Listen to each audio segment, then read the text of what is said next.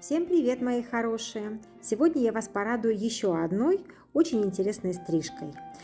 Я буду опять здесь соединять несколько форм. И я вас всех прошу, напишите, пожалуйста, мне, сколько форм и какие формы я здесь соединила.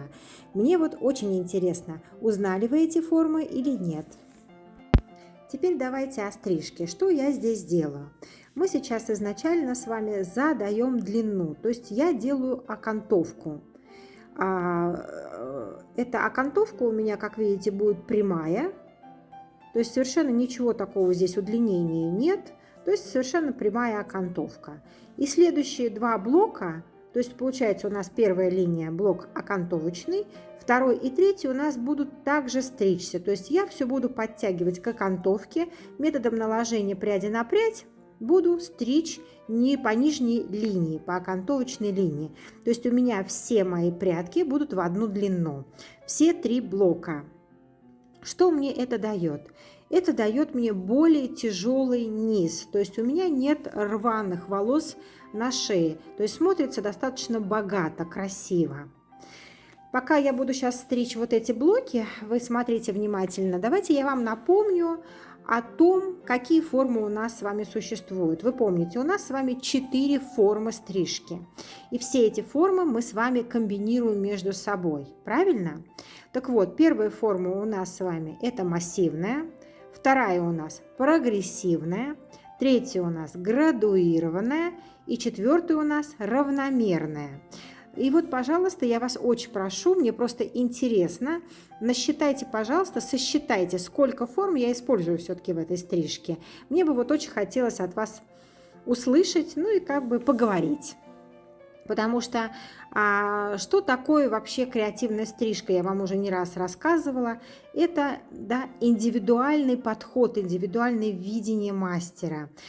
Вот эти стрижки, когда мы с вами соединяем формы между собой, это просто шедевр, понимаете? Это искусство, это, скажем так, ваша личная стрижка. Никто такую больше не может придумать, только вы придумываете. В этом-то и заключается креатив мастера, когда вы придумываете индивидуальную стрижку для своего клиента. И клиенту это нравится, и он поэтому за этим приходит. Конечно, ваш клиент может пойти в какой-то другой салон и попытаться повторить то, что вы сделали, но никогда на 100% другой мастер не повторит, потому что у всех мастеров разная школа, все мастера по-разному держат ручку, даже элементарно видение у каждого мастера разное. Поэтому повторить вашу стрижку это будет очень сложно. И поэтому к вам идут именно за вашей стрижкой. Поэтому не бойтесь, экспериментируйте, соединяйте формы. В этом и заключается ваш креатив. Поэтому, пожалуйста, внимательно смотрите, считайте, и в конце вы можете мне уже написать, а я порадуюсь вместе с вами. Значит, мы с вами все стрижем методом наложения пряди на прядь, как я вам уже говорила, 3 блока. Но видите, здесь я стригу сразу не на пальчиках, а стригу с помощью расчески. Это мне дает натяжение 0. У моей модели короткая шейка, и поэтому очень неудобно подлезать пальчиками и делать такую достаточно линию плоскую. Поэтому тоже используйте вот этот метод, это также удобно. Ну и красиво получается. Переходим уже к следующему блоку. Как видите, вот здесь вот у меня было удлинение по бокам. Я уже эту стрижку своей модели стригла, потому что я вам еще раз говорю, у меня нет приглашенных моделей. Все модели это мои живые клиенты. То есть то, что я стригу, они с этим ходят и с этим живут. Это действительно носибельные стрижки, и я вам это правда рекомендую. Значит, следующий у нас с вами блок. Мы, как всегда, берем контрольную прядь по центру, потому что у нас с вами симметричная стрижка. У нас прядь с вами натягивается параллельно полу. Видите, натяжение пряди параллельно полу. Очень многие вы меня, когда приходите на обучение, поражаете тем, что вы не понимаете градусы. Но я понимаю, в чем дело, потому что, конечно же, в геометрии не все сильны. Поэтому давайте как бы вот эти вот параллельные линии, перпендикулярные линии, давайте тогда поточнее озвучивать параллельно чему и перпендикулярно чему, да, и под 45 градусов там или 30, 15, опять же, чему. Так вот, смотрите внимательно. Первая у меня с вами контрольная линия, которая была по центру, она была натянута параллельно полу. Понятно, да? Параллельно полу. А подстригла я ее перпендикулярно полу. Понятно, да? Потому что по-другому просто ее подстричь мне не получится. Я не могу ее подстричь параллельно, только перпендикулярно полу. Вот, значит, вторая прядь у меня переходящая. Вот смотрите, сейчас вот беру, я перешла на вторую прядь, она у меня уже ушла в диагональ. Почему я ухожу и вам рекомендую пользоваться диагональными проборами? Потому что вы бережете свою спину. Когда вы переходите на диагональный пробор, вы видите уже две точки, то есть у вас получается две контрольные точки, на которые вы ориентируетесь. Натяжение пряди здесь, как вы обратите внимание, тоже параллельно полу, просто у меня прядь ушла в диагональ, но это ничего не значит. У меня, если вы посмотрите на прядь, она натянута точно так же, как центральная прядь. Затем последующие две пряди я подтягиваю ко второй пряди, которая у меня перешла, моя контрольная прядь, в диагональную в первую. Вот это у меня стало контрольной прядью. И к ней я подтягиваю две следующие пряди, которые от уха идут. После того, как вы все это простригли, этот блок, обязательно делаем проверку. И смотрите, когда я поднимаю, вот чтобы проверить волосы, вы должны поднять, как вы понимаете, так, чтобы у вас линия среза сошлась в одну линию.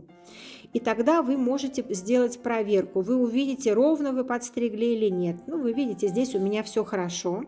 Но я все равно дорабатываю методом pointing для того, чтобы смягчить срез. Почему у меня контрольная прядь немного раздвигается?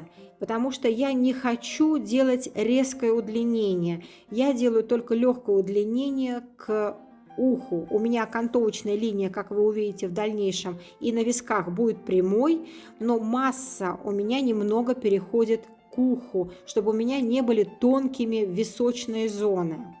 Переходим к следующему блоку. Также по центру отделяете свою контрольную прядь, простригли. Она перешла в контрольную прядь на диагонали, как вы сейчас только что опять обратили внимание. И дальше к той диагональной пряди мы подтягиваем все оставшиеся волосы попрядно, так, чтобы у вас в руку все уместилось. Вот еще раз смотрите, уже противоположная сторона. Перешла я в диагональ. Я прекрасно вижу свою линию, свои контрольные пряди, которые я уже простригла. Вот она, диагональ, натянула. Видите, вот они, хвостики я вам показываю, и линия сквозь них все равно видна. Берите пряди более тонкие, чтобы вам хорошо было видно вашу контрольную линию.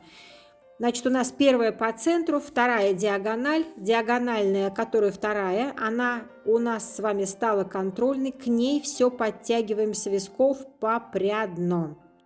И еще раз вам напомню, что блок, который мы простригли ниже, наша контрольная прядь перешла на две контрольные по диагонали. То есть у нас с вами контрольная прядь была переходящей дважды. И дальше после этого обязательно делаете проверку. Вы это видели, что я уже все сделала, проверила, опять методом pointing простригла и перешла еще к следующему блоку. Этот блок у нас с вами уже контрольная прядь только по центру. Дальше вы перевели эту прядь в диагональ и подтягиваете. Контрольная прядь у нас стоит с вами на месте. То есть почему происходит так? То есть контрольная сначала у нас передвинулась внизу на одну, на вторую. То есть получается нижний блок, две диагональные у нас стали контрольными. Дальше одна и следующая, вот эта, которую только что я закончила, контрольная стояла на месте. Почему? Потому что у нас с вами есть определенная ширина шага. У нас с вами голова к макушке всегда уже, и, естественно, там прядей меньше. И поэтому у нас с вами как бы мы сужаем наше вот это движение.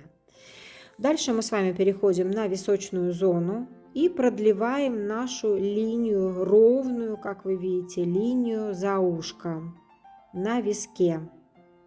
Не за ушком, а, извините, под ушком. То есть височную нашу линию продлеваем и вводим ее в окантовочную линию. Нагибайте голову клиента так, чтобы вам можно было легко подлезть. Чтобы линия, все-таки натяжение у нас с вами должна 0 быть, потому что любая окантовка – это натяжение 0. И обязательно делаем проверки. На каждом простриженном блоке я рекомендую делать проверки. Какие бы вы чудесные не были и на 100% не натягивали одинаково, волосы у нас с вами растут по-разному. То есть лево-право может отличаться. Может быть вихор, может быть направление волоса другое, все что угодно, завиток. И поэтому никогда вы не поймете, правильно ли вы простригли зону. Поэтому обязательно делайте проверки. На противоположном виске мы с вами повторяем. Все волосы, насколько хватает длины, мы вводим в окантовку. Повторяем точно так же. И переходим уже с вами к теменной зоне.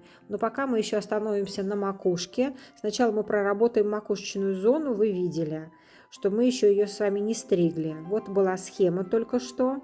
Я вам теперь рассказываю. Как видите, я натянула прядь перпендикулярно полу. Видите, перпендикулярно полу. Даже расческой я вам показала. А стригу теперь параллельно полу. Я не повторяю форму головы. Вы видите, у меня идет линия, которую я простригаю методом понтинг. Опять же, идет параллельно полу. Вот обратите внимание. Здесь я перешла уже и радиальными проборами передвигаюсь. Встригаю всю затылочную и височную за ухом. То есть вот я стригу до сагитального пробора. То есть до пробора от уха до уха. Подтягивайте и в параллели к полу все простригаете. После этого что мы с вами делаем? Вы знаете, я люблю делать проверки везде. Мы с вами простригли отдельно затылочную зону, отдельно макушечную зону. И мы должны с вами соединить теперь эти две зоны. Вы обратили внимание, когда я натянула прядь вы натягиваете перпендикулярно тому месту. То есть место, где у нас с вами идет соединение топ-зоны и затылочной зоны, вот на этом уровне мы с вами поднимаем прядь и видите треугольничек небольшой, его смягчаем. Вы можете просто его отфилировать, можете вообще убрать, но только не прямым срезом, мягким срезом, чтобы не делать топорных линий. У нас с вами достаточно красивая, объемная стрижка получается. Что сейчас я вам показала? У нас волосы, как вы видели в мокром виде, немного выворачиваются в сторону. Это опять же зависит от роста волос. И для того, чтобы ваша клиентка укладывалась легче, я вот такое делаю движение. Вот обратите внимание. То есть я делаю глубокий понтинг только с одной стороны. Для того, чтобы в итоге при сушке легче было вытягивать и укладывать волосы в нужном направлении нам. После того, когда вы простригли, проверили вашу затылочную зону и макушечную зону, мы с вами переходим к стрижке к лицу. Здесь мы в виде подковы сделаем челку. Челка у нас будет удлиненной. Вот я вам сейчас показала, что челка всегда разваливается в этом месте. Поэтому это место у нас будет с вами самое короткое. Поэтому подкова будет такая асимметричная, неровная. Челка будет косая, но немного. Не сильно разница большая у нас. Просто немного сдвинули к пробору челку. И вводите в нашу длину. Здесь уже вы смотрите сами. Хотите, стригите, как я. Хотите, прямым срезом. Это уже ваше право. Плотное натяжение, как вы видите сейчас, по лицу. То есть натяжение 0 называется.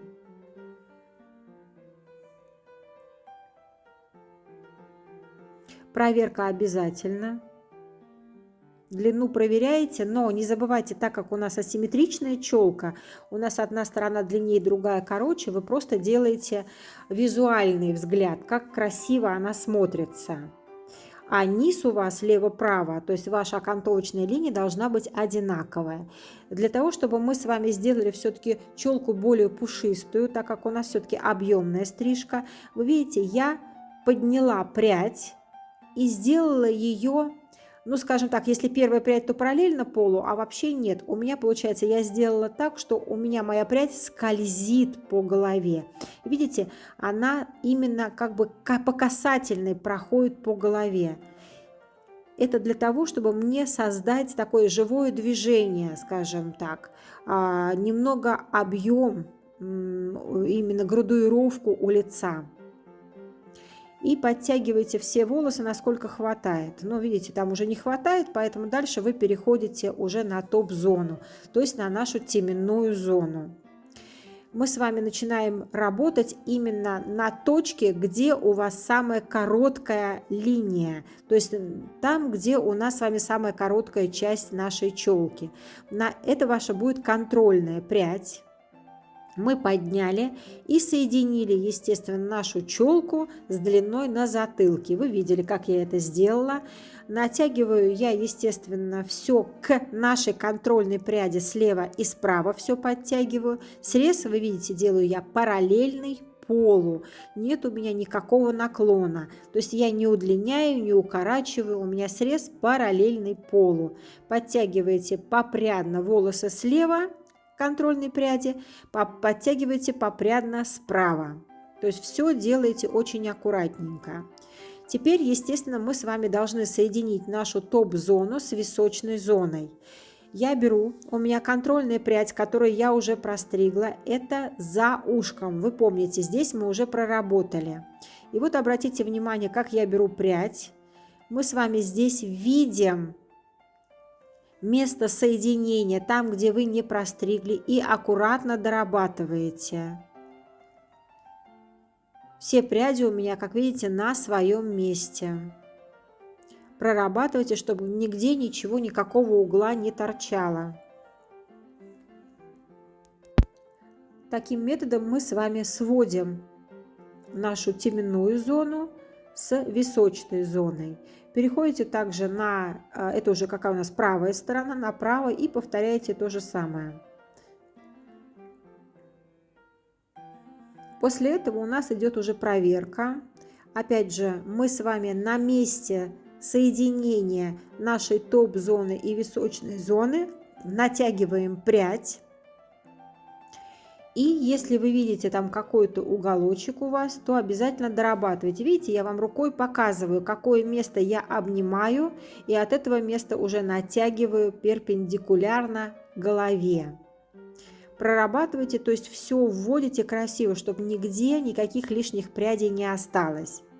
После этого вы аккуратно все сдуваете с лица клиента, с пеньюара. Почему? Потому что дальше мы с вами переходим к сушке, либо к укладке. Вот обратите внимание, я вообще своих моделей не укладываю. Это если только они просят. Я всегда сушу по направлению. То есть, но я прорабатываю все равно, как видите, пряди. У меня ни одна модель не уходит на голове черти как. У меня все, они высушены именно по направлению стрижки, по направлению распада волос. Почему я стараюсь не укладывать их? Для того, чтобы клиент видел, что достаточно легко я справляюсь с его стрижкой, да, с ее стрижкой, и что она дома может то же самое повторить. Я здесь, как видите, убыстрила. Здесь я не показываю вам технику укладки. Если вам это надо, конечно же, я сниму отдельный ролик и покажу я, как это все делаю. Но где-то у меня там пара есть укладок на короткие волосы, вы это увидите. По-моему, даже длинные есть, не помню. Но если что, короче, пишите, просите, и я вам тогда постараюсь это все снять. Подбираете вы брашинг нужного диаметра. Если, конечно, вы делаете укладку, то сначала вы проходите скелетной расческой, приподнимаете корень, а потом уже дорабатываете брашингом. Здесь я сразу сушу и направляю брашингом, потому что мне не нужен дополнительный объем. Вы увидите, стрижка получилась достаточно объемная и без укладочных средств. То есть я просто вытягиваю волосы по направлению роста, для того, чтобы дальше уже доработать.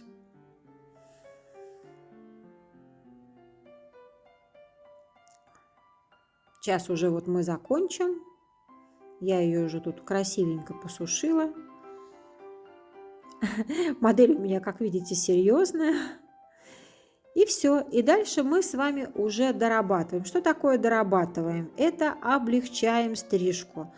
Но вы, опять же, имейте в виду, что у каждого клиента разные волосы. Кому-то надо делать филировку, кому-то не надо. Во-первых, не все люди любят филировку. То есть вы обязательно уточняйте у ваших клиентов, любит ли она, либо нет. Я конкретно знаю, что вот у моей модели достаточно тяжелый волос, и я его немного все-таки облегчаю, я его, как видите, рву, но не сильно, то есть у меня все в пределах разумного. Благодаря этому она легче справляется уже в домашних условиях.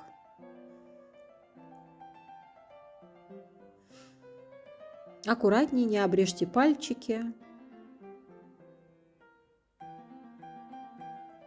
Прядь должна в руке у вас быть обязательно ровная. И мы с вами проходим все зоны.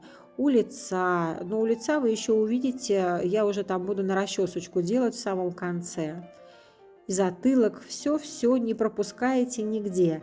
И вы посмотрите, сейчас я где-то, когда сейчас проработаю затылок, наверное, должна буду прощупывать. То есть мы с вами смотрим и визуально, и еще тактильно.